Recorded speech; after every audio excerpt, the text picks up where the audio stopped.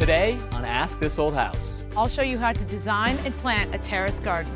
I want to define the entrance to the stairs, so I'm going to mirror the same plants on both sides and give it a nice symmetrical look. And in Chattanooga, a team of women show other women how to repair and build things around their house, like this footstool. They'll show me and you how to build it. The way I teach the people to use it is basically to use your body weight. Get a good stance, plant yourself, and take control of the wood. And then you don't feel intimidated, you own it. That's right.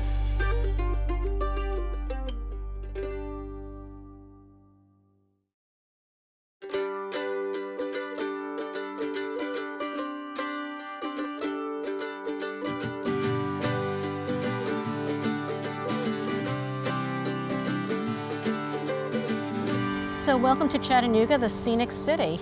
Well, thank you, Bea. And I think this is the first time that I've been in Chattanooga. And I got to say, this is a lovely old town, very quaint. So I understand you're doing some pretty interesting things here. Yeah, we're partnering with women contractors of different kind who have lots of different skill sets. We have workshops that teach women basic home repair, home improvement, and auto maintenance skills. And we do it in a safe and supportive environment so that women feel very comfortable asking any question. And they're not afraid to make mistakes, because mistakes is how we learn. That's great. So how did you decide to get into this? Well, when I was 10 years old, 50 years ago, my father was redoing our family basement. And I went downstairs and asked him if I could help. And my dad said to me, he goes, "You're a girl, and girls don't need to learn this stuff." Really? That's sad. You never got to experience working with your hands at a young age. Yeah, and it just really pointed out, you know, through the years, the inequity that females face. We're independent in so many other ways, but why is it that we're like at 2019 now that women don't have those basic skills? And some do, but most don't. Right. So, and it's a way to save money, be independent, gain confidence. So that's what we're doing. So have you got anything back at the shop that you can show me? I do. You want to come and see? Lead the way. Okay.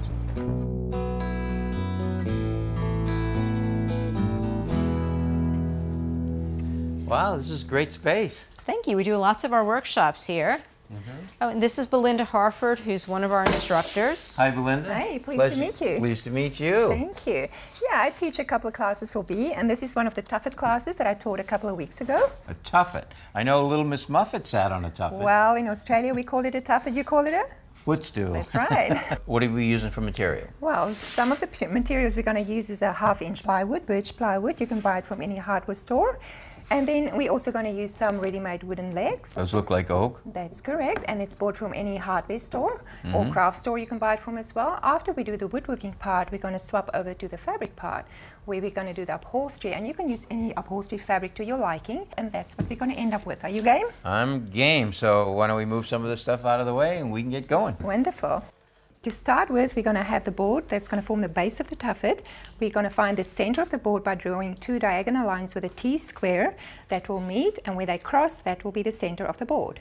So I'm going to set a nail, and that's going to act as a pivot point to draw my circle. So I want an 18-inch circle, so I'm going to have a 9-inch radius, and I'm going to make a few marks. It's just going to be reference points to draw my circle. Make sure I stay on my 9-inch. It's a great trick.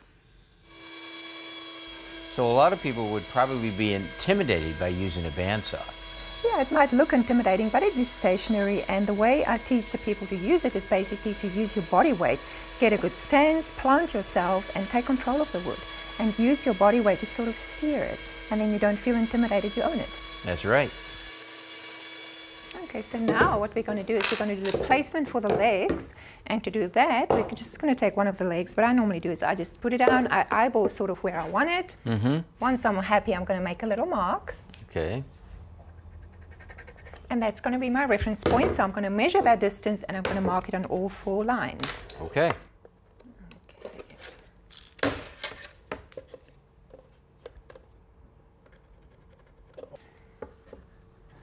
So now what we're going to do is we're going to drill little holes on the marks that I've done according to the size of the T-nut.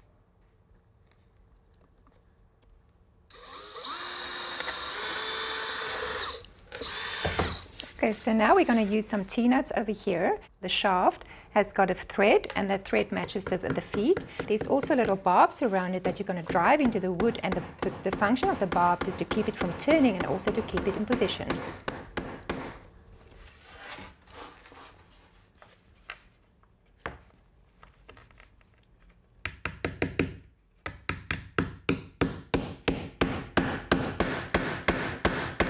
Okay, so there we have the T-nuts in on the other side. That's what we're going to do. We're going to put the little feet in there, and they screw in like that. Yeah, and they hold nice and tight. Yeah, they do. But I'm not going to put them in right now because we still want to stay in the little feet.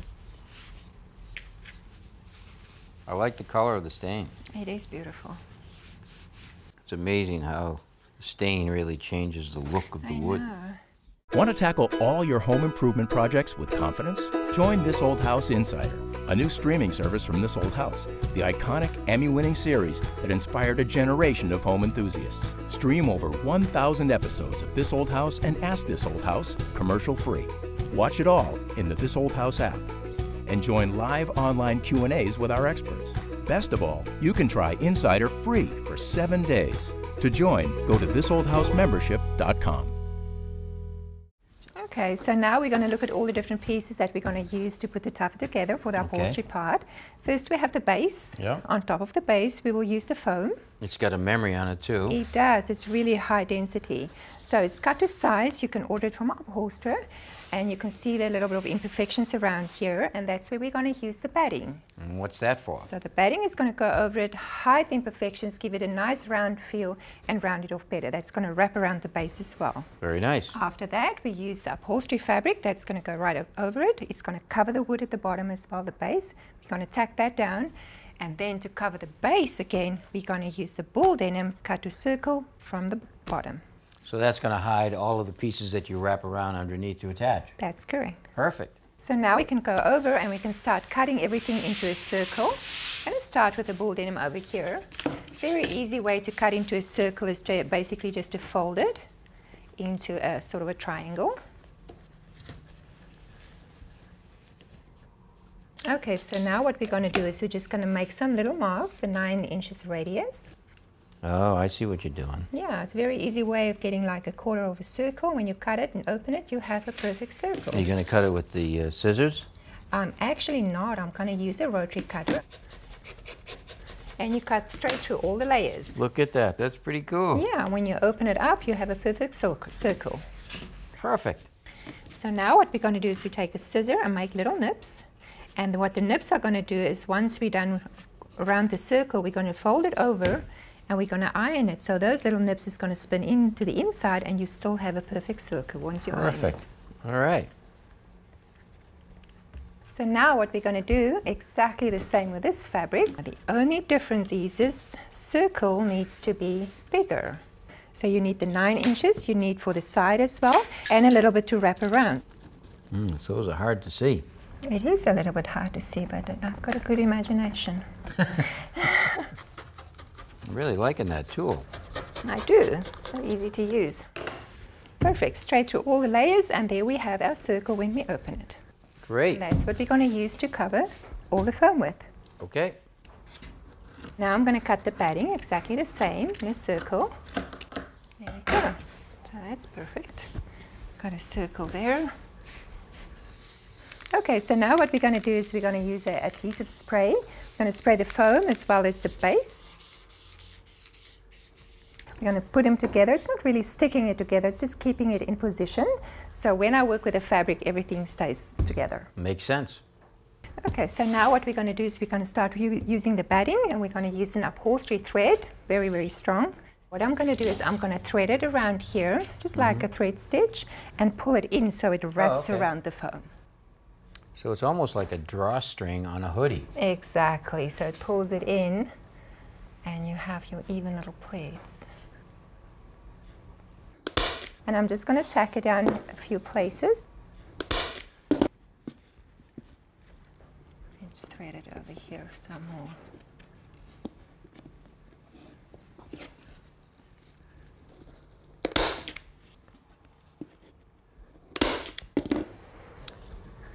There we go, and now we can start with this fabric.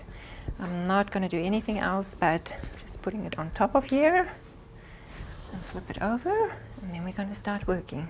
And I'm just going to tack it down in the 4 corners, or just 4 places, and then I'm going to work in each quarter to make my little pleats evenly.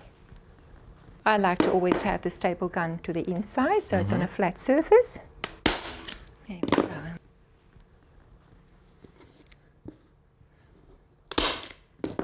And then you're going to start tacking down.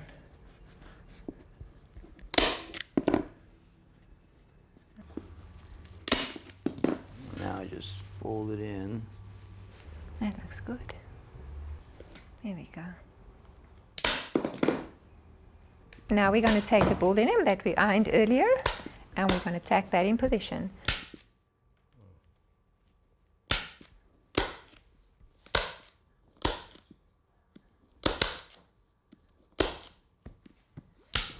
Okay, so now what we do is you just feel with your fingers where the T-nuts are, and you make little holes with a screwdriver, and then you just take the leg and you screw it in there.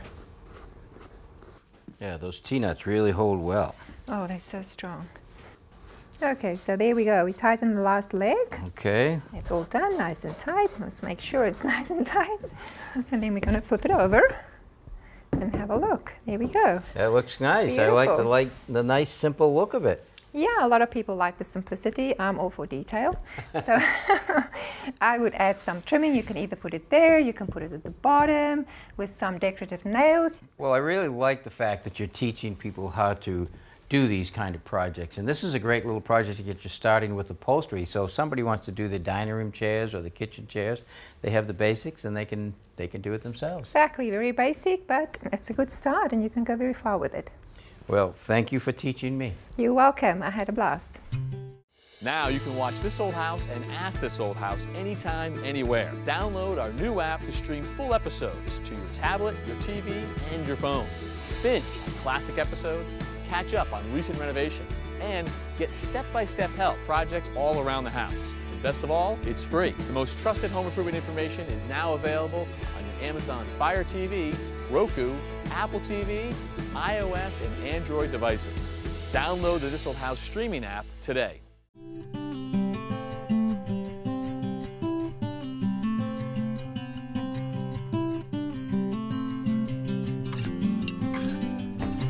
Hi. Hi, Tessara. Jen, nice to meet you. Nice to meet you. Welcome. Thank you. I was so excited to get your email. Jamaica Plain's beautiful. Yeah, it's one of the reasons we love this neighborhood. When the house came on the market a couple of years ago, we immediately jumped on the opportunity. It was a little house, a little bit rough around the edges, so we've spent most of those last couple of years doing a big addition in the back and cleaning some other stuff up inside. But in the process, we also managed to destroy a lot of the area immediately around the back of the house. We've got some hardscaping in thus far, but we could really use your help with the actual plantings. Well, I'd love to help with that because I know landscaping's always last, so let's go take a look. Wow, what an incredible backyard. You definitely don't see yards like this in Boston. Yeah, it's a pretty unique space. So there are some really beautiful gardens around our neighborhood that are kind of like a seasonal symphony where there are blooms coming up from May all the way into the fall. I've seen some things that I liked and picked some stuff up from our local garden store, but now I'm a little bit uncertain as to how to arrange them to achieve that kind of effect in our own yard. So I'm hoping you can bring your expertise here and help me recreate that in our own yard. Well, it's one of my most favorite things to do. I really love how you have a flat surface patio up top, and then the terrace is a perfect transition to your backyard. It allows for more level area back here, and I'm going to combine plants that I brought and combine them with the ones you brought, and then we're going to stage them and see what we could do for your garden. All right, sounds good. All right, so let's start laying them out. Great. Okay, so I got these grasses. These are miscanthus grasses, otherwise known as maiden grass. They get about 5 feet tall and act as a great backdrop to these planters. Okay, great. That's going to look really nice in the fall and also help to cover up some of this fence space too. Since terraces already have a lot of height in their structure, I want to keep most of the taller plants, like that butterfly bush, in the lower planters. I want to define the entrance to the stairs, so I'm going to mirror the same plants on both sides and give it a nice symmetrical look. So you already have a rose planted here. I'm going to play off that with some salvia and echinacea, and that's going to provide a ton of color.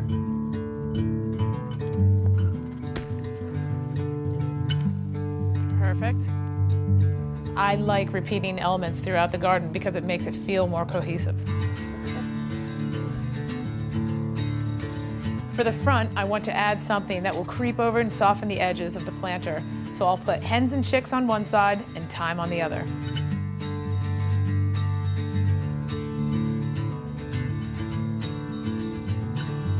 For the upper terrace, I don't want to obstruct your view of the backyard from the patio, so I've picked all short perennials for this space. I like to work in plants like this astilbe because it has beautiful foliage and will be interesting to look at even when it's done flowering. You don't get a lot of sun under this hemlock tree, so it's important to use plants that are shade tolerant. Okay, can you hand me one of the purple ones? There's 5 of them. Okay, and what is this called? This one's called Semicifuga brunette, otherwise known as snake root. All right, snake root's definitely a little easier to remember. I chose this one for the foliage and also because it has this amazing purple spiked white flower in late August, September. That is a bleeding heart. I'm thinking that would look really nice right here, the edge of the bed. Okay. All right, this one is called Baptisia or false indigo, and we put it, I'm gonna put it right here to anchor this corner. Right here. Excellent. Those are Japanese painted ferns. Why don't we put those under the base of the tree? I have these pallets of Vine that I got. You can space those 4 to 6 inches apart. A nice trick with these, if you just like squish them to like kind of help them pop out. Okay. Oh, they will come out by themselves. You might have to just dump the whole lot out.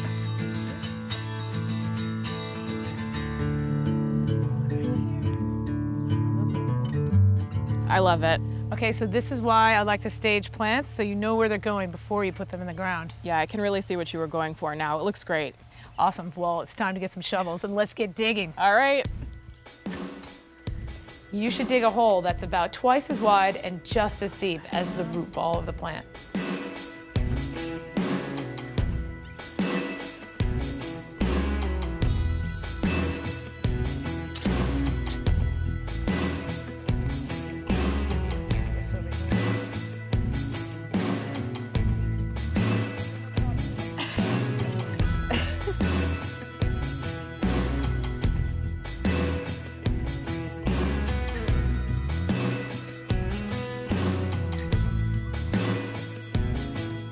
It's also good to tease the roots a little bit before you put the plants into the ground so it doesn't grow around the plant, it'll reach out into the soil.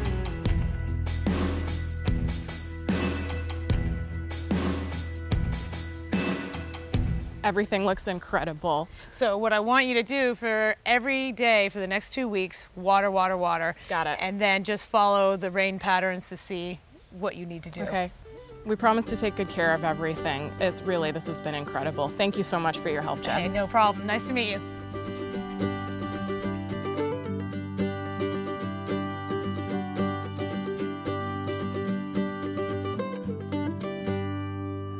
Cantilever over. Yeah, I mean, you can also enlarge the beam a little bit too. Just What are you guys talking about? Oh, I was just asking Tommy how he bids a job and ensures the homeowner has some realistic expectations on a job.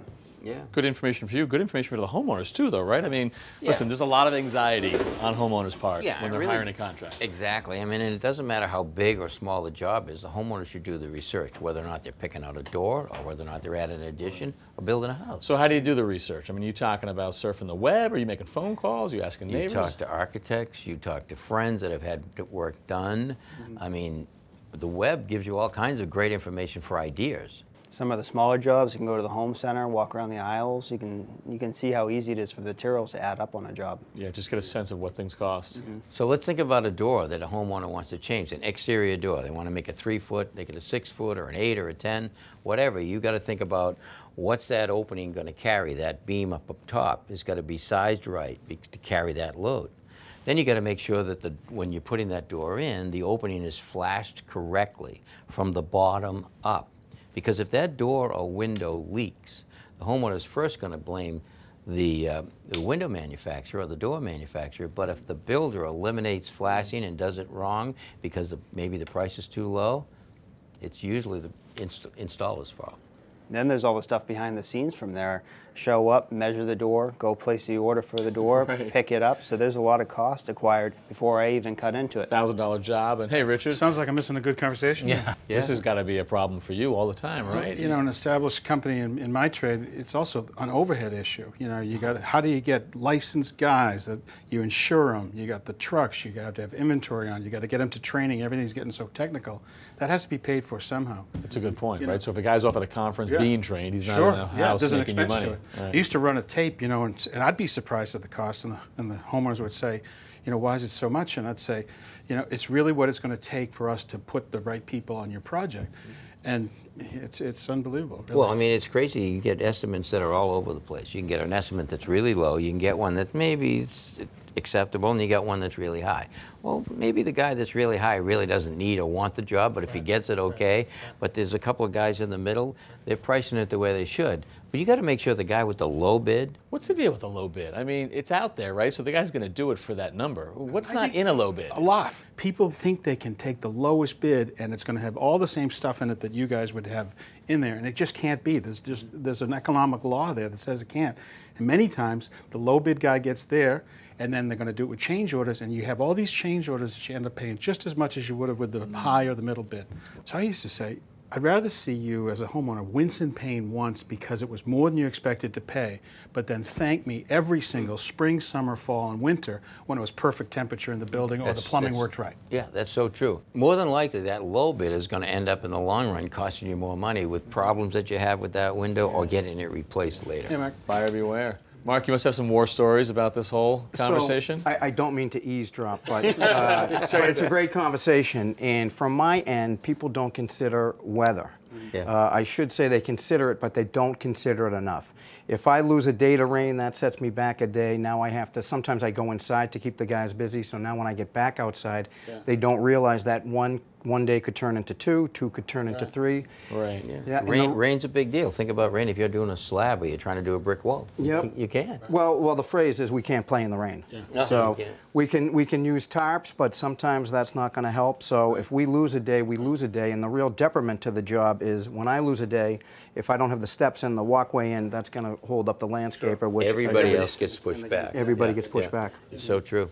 Working in the winter is a big deal. We gotta have heat in certain situations. You can't dry the plaster in a cold building. That's right. You can't paint the walls. Yeah, people don't realize that it's too hot on certain days. The mortar doesn't set up the way it's supposed to, so you got to cancel the day. And the other thing, Tom, as you know, is material. I mean, depending on what people order, trucking is a bear right now. So anytime people have to get something trucked to them, the delays are really out of your control. That's another thing they should Watch out understand. for change orders. Yeah, man. COs. Yeah. Right? Yeah.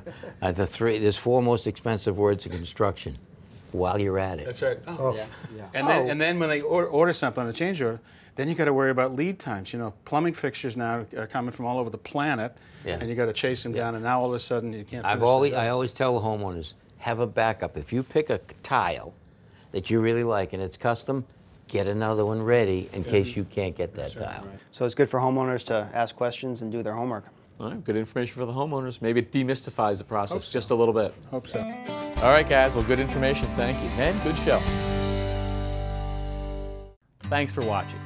This Old House has got a video for just about every home improvement project, so be sure to check out the others. And if you like what you see, click on the subscribe button to make sure that you get our newest videos right in your feed.